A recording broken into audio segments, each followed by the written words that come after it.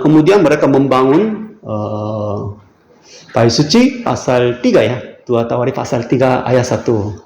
Salomo mulai mendirikan rumah Tuhan di Yerusalem di Gunung Moria. Itu sangat penting ya, Gunung Moria. Karena Gunung Moria itu sangat penting. Kejadian pasal 22 ya. Abraham membawa anaknya tunggal Ishak mau dipersembahkan. Itu Gunung Moria. Gunung Moria.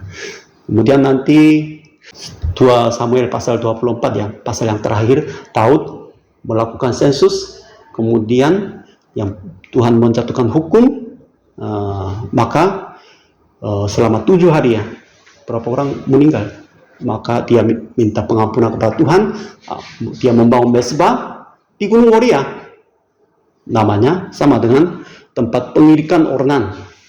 Jadi Gunung Moria di tempat pengirikan ornan, itulah menjadi tempat Bait Suci Salomo.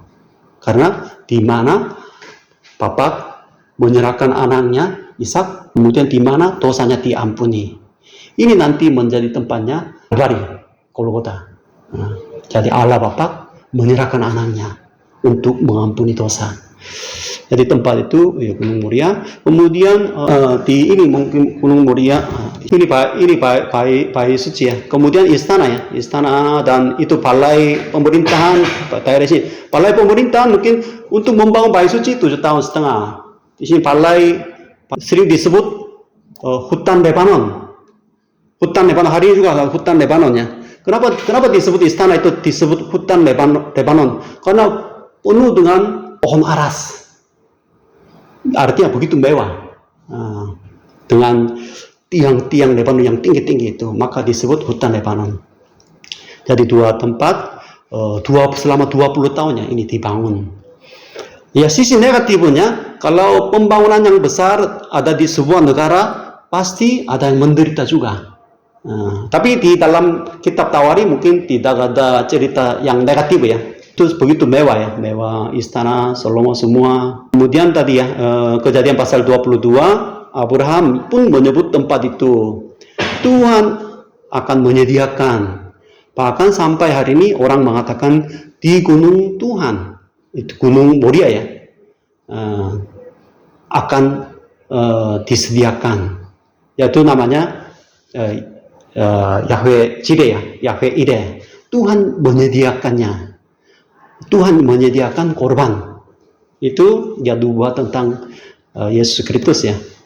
Maka Yesus Kristus yaitu Matius pasal 12 ya. Pasal 12 ayat 6. Itu aku berkata kepadamu, di sini ada yang berlebih. Raja Salomo berlebih semua raja kan hari ini di sini. Yesus berkata di sini, artinya Yesus sendiri ada yang berlebih bait Allah. Yesus lebih besar daripada bait suci Salomo. Dan 41 ya, Matius 12:41, lihat yang lebih besar daripada Salomo. Aku ini lebih besar daripada Salomo. Lebih besar daripada Salomo, berlebih bait suci. Itulah Yesus Kristus. Karena ini semua sekarang simbol ya. Simbol Mesian.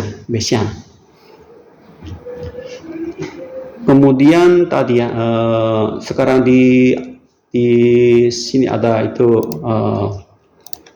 ada yang merah, bagian merah ini biasanya itu namanya disebut pintu timur ya. Pintu timur masuk itu pintu utama. Pintu masuk Bait Suci, berarti Bait Suci di sana lokasinya. Al-Aqsa mungkin lokasinya istana Salomo ya, istana Salomo, balai pemerintahan. Jadi itu namanya pintu timur. Sekarang tutup. Orang Yahudi masih percaya Mesia datang akan dibuka, katanya. Karena kitab Yeskel ya, kalau nanti membaca kitab Yeskel, kemuliaan Allah di Bait Suci meninggalkan. Keluar pintu mana? Keluar ke arah timur. Nanti Yeskel pasal 43 kembali, kemuliaannya kembali ke lewat pintu timur. Itu maka sekarang tutup di sana ya.